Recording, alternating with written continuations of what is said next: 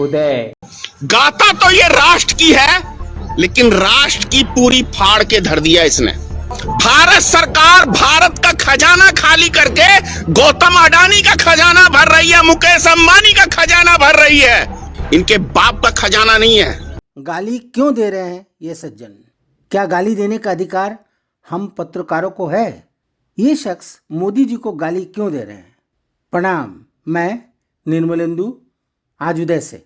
यदि इन्हें कुछ कहना है तो मुझे लगता है कि संसदीय भाषा का इस्तेमाल करके भी वो अपनी बात रख सकते हैं, कह सकते हैं। कमीना, बाप जैसे शब्दों का इस्तेमाल करना बिल्कुल गलत है। मोदी जी ने यह जरूर स्वीकार किया है कि उन्हें रोज 2 से 3 किलो गाली खानी पड़ती है और गाली खाकर ही उनकी ऊर्जा बढ़ती है। उन्होंने कहा कि ईश्वर ने उनकी रचना ही ऐसी की है कि उन्हें कोई फर्क नहीं पड़ता। एक तरह से यह सच है, क्योंकि उन्हें गाली तो मिलती है, लेकिन मुझे लगता है कि उन्होंने यह बात इसलिए भी स्वीकार की होगी ताकि वोटरों को भावुक करके उनके दिलों में राज कर सके, वोट बटोर सकें। लेकिन इसका मतलब यह बिल्कुल नहीं है कि कोई भी उन्हें गाली दे और तू तकार करके बात करे। नहीं, ये अधिकार हमें नहीं है।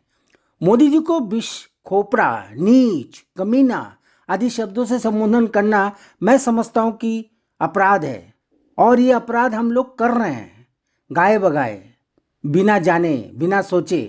क्या किसी को गाली देना उचित है? सवाल यह है कि क्या गाली देने से हल निकल सकता है? और क्या देश के पीएम को गाली देना शोभा देता है? क्या यह उचित है? क्या टीआरपी बढ़ाने का यही एक जरिया है? व्यूअर्स बढ़ाने का यही एक जरिया है? सब्सक्राइबर बढ़ाने का यही एक जरिया है? मुझे लगता है कि अभी भी लोकतंत्र है, इसीलिए लोग गाली दे पा रहे हैं, खासकर मोदी जी को। और मोदी जी सुन भी रहे हैं, चाय के प्याले में गालियों को पी रहे हैं, देख रहे हैं, आलोचना भी कर रहे हैं, लेकिन चुप हैं, खामोश हैं, क्योंकि उन्हें पता है कि वे वादे नहीं निभा पाए। उन्होंने गलती की, वादे नहीं निभा पाए। इसके लिए हम यह तरीका तो अपना सकते हैं कि उन्हें अगली बार वोट ना दें, उन्हें जिता कर ना लाएं, उनके पक्ष में कुछ भी ना बोलें। यह तो हम आसानी से कर सकते हैं, लेकिन गाली देने का हमें कोई अधिकार नहीं है, क्योंकि गाली देकर हम खुद का अपमान कर रहे हैं, हम अपने संस्कार का अपमान कर रहे हैं, हम अपने देश का अपमान कर रहे हैं। मैं इस शख्स की बात सुन तो रहा हूं, लेकिन गाली देने का जज्बा, जुनून और हिम्मत मुझ में नहीं है। मुझे लगता है यह पत्रकारिता के उसूलों के खिलाफ है। आप भी देखिए कि किस तरह से ये शख्स चुन चुन कर मोदी जी को गालियां दे रहे हैं। क्या इस सभ्य और संस्कारी समाज में उचित है? यदि आपको लगता है कि ये उचित नहीं है तो कृपया कृपया कमेंट बॉक्स में जाकर आप अपनी भड़ास निकालें, अपनी प्रतिक्रिया दें, और हो सके तो यह चैनल सब्सक्राइब कर लें, हो सके तो। आज बस इतना ही। प्रणाम। जय माता की मित्रों, मैं धनेश्वर महतो। गजब के हैं मास्टरमाइंड नरेंद्र मोदी। कोई कल्पना भी नहीं कर सकता है कि कितना बड़ा ये विष खोपड़ा है और कितना बड़ा नीच है, कितना बड़ा देश के लिए कमीना है, इसकी आप कल्पना नहीं कर सकते हैं। अब कहोगे धनेश्वर महतो चालू हो गया गाली देने पे। क्या करूं भाई, आप सुनोगे तो आप भी गाली दोगे। और मैं बता रहा हूं आपको, 2016 में 4.5 लाख करोड़ रुपया, 4.5 लाख करोड़ मतलब समझ रहे हैं ना आप, 4.5 लाख करोड़ सिर्फ गौतम अडानी का बैंकों से लिया हुआ लोन को माफ किया नरेंद्र मोदी की सरकार ने। ऐसे ही मुकेश अंबानी, अनिल अंबानी, इनके भी तमाम लोन माफ किए मोदी सरकार ने, और इनको पैसा दिया। मतलब माफ करने का मतलब है इनको फ्री छूट दे दी कि आपको हम पैसा दे रहे हैं, आपका कर्जा हम माफ कर दे रहे हैं, और आप हमारे देश की एक एक संपत्ति की बोली लगाओ और हम आपको गिफ्ट के रूप में पूरा देश दे रहे हैं। रेलवे दिया, एयरपोर्ट दिया, लाल किला दिया, LIC बेची, बैंकों का दिवाला निकाल दिया। जब 4.5 लाख करोड़ रुपया किसी एक उद्योगपति का माफ होगा तो बैंक तो ऑटोमेटिक दिवाला निकल जाएगा ना। इसी तरीके से तमाम बैंकों का लोन माफ कर दिया इस सरकार ने, तो बैंकों का दिवाला निकाल दिया। अब जब बैंकों का दिवाला निकाल दिया मोदी सरकार ने, तो बैंक तो बेचेंगे ही, और खरीदने वाले भी कौन? जिनका मोदी सरकार ने लोन माफ किया। हो गए ना। एक कहावत है देहात की, आम के आम गुठलियों के दाम। भैया लोन भी माफ किया उद्योगपतियों का, और उद्योगपति उन्हीं बैंकों को भी खरीद रहे हैं।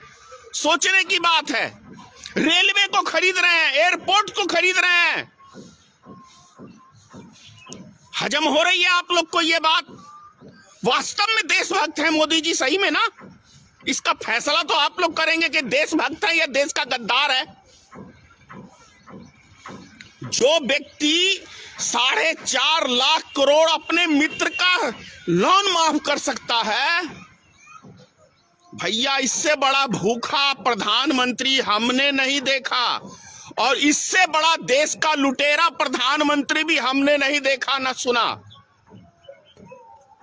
गाता तो ये राष्ट्र की है, लेकिन राष्ट्र की पूरी फाड़ के धर दिया इसने। मेरी बातें सबको हजम नहीं होंगी। मेरी बातें वही समझेगा जो राष्ट्र से प्रेम करता है, और जो इस राष्ट्र का दुश्मन है उसको कभी मेरी बातें समझ में नहीं आएंगी। अगर मोदी राष्ट्र का प्रेमी होता, राष्ट्र के लिए काम करता, तो अपने मित्रों को 4.5 लाख करोड़ लोन नहीं छूट देता। अरे भैया 30,000 का लोन हमारे किसान भाइयों का माफ नहीं ये सरकार कर सका, लेकिन उद्योगपति तो उद्योगपति हैं, वो तो ऑलरेडी माला माल है। और जब माला माल है तो उस व्यक्ति को आप कैसे लोन की छूट दे सकते हैं? जीता जागता उदाहरण है ना। अभी एशिया का नंबर 1 उद्योगपति गौतम अडानी 7 सालों के दरमियान में बन गया। तो जब इतना बड़ा माला माल व्यक्ति हो रहा है, 1,000 रुपए की प्रत्येक दिन, 1,000 करोड़ की प्रत्येक दिन गौतम अडानी की कमाई है, तो सोचिए जो व्यक्ति 1,000 करोड़ रुपया प्रत्येक दिन सिर्फ आमदनी कमा रहा है, उस व्यक्ति का लोन क्या माफ करना चाहिए सरकार को? मैं इस देश के नागरिक से पूछ रहा हूं कि जिस व्यक्ति की हालत बहुत अच्छी है, उस व्यक्ति को छूट देनी चाहिए सरकार को। और यदि सरकार ने उसको छूट दिया है, तो देश का पैसा लूट के उसके खजाने को भारत के खजाने को नहीं भर रही है। भारत सरकार भारत का खजाना खाली करके गौतम अडानी का खजाना भर रही है, मुकेश अंबानी का खजाना भर रही है। तो क्या ऐसा व्यक्ति क्या हमारे राष्ट्र का दुश्मन नहीं है? क्या भारत का दुश्मन नहीं है? अमित शाह और नरेंद्र मोदी, मैं देश की जनता से पूछना चाह रहा हूं, क्या भारत देश का दुश्मन नरेंद्र मोदी नहीं है? क्या अडानी, ये माफ करना, ये अमित शाह, ये दोनों मिलकर ये खेल खेलते हैं ना? किसने इनको अधिकार दिया कि आप लुटा दो हमारे देश को, गिफ्ट में दे दो अपने मित्रों को? और ये लंबी लंबी भाषण झाड़ते हैं, लंबी लंबी फेंकते हैं। ऐसे मक्कार, ऐसे देशद्रोही प्रधानमंत्री को जिस सभा में जाए, मैं देश की जनता से कह रहा हूं, जूते मारो सालों को फेंक फेंक के। ये दिल्ली उत्तर प्रदेश में रैली कर रहे हैं ना, आप ही का पैसा लुटा रहे हैं। इनके बाप का खजाना नहीं है देश के अंदर, इनके बाप का खजाना नहीं है, ये आपका खजाना, आपकी जेब से लूट के आपको लॉलीपॉप दे रहा। 1 किलो नमक, 1 किलो तेल, 1 किलो चना, ये अपने बाप घर से दे रहे हैं, आपका जेब लूट रहे हैं, आपका जेब लूट रहे हैं। जीएसटी कपड़े के ऊपर सिर्फ पहले नहीं थी, मोदी सरकार आया तो 5% जीएसटी लगाया, अभी 12% एक हफ्ते बाद आपके ऊपर जीएसटी लग जाएगा। कपड़ा खरीदने जाएंगे तो 100 रुपए में 12 रुपए मोदी जी लेंगे, और ये आप पे एहसान जताता है। खाने पीने की वस्तु पे टैक्स नहीं था, मोदी के आने पे टैक्स बढ़ा। फिर भी राष्ट्र हमारा कंगाल। कंगाल कैसे नहीं होगा? गौतम अडानी और मुकेश अंबानी दोनों ने एक इधर से कान पकड़ी मोदी की और एक इधर से, दोनों जब दबाते हैं मोदी की कान तो मोदी में चिल्ला के लो पिताश्री क्या चाहिए देश की, दे देता है। जय हिंद। जो भी बातें मैंने कही है इंटरनेट के ऊपर सब लोड हैं, देखो नेट खोल के कितना कितना लोन मोदी सरकार ने किस किस उद्योगपति का माफ किया है, सबूत मिल जाएगा आपको। उसके बाद फैसला करो कि ये मोदी सरकार देश हित के लिए है या देश का दुश्मन है मोदी सरकार। इस देश के नागरिक का दुश्मन है मोदी सरकार और अमित शाह दोनों। जय हिंद।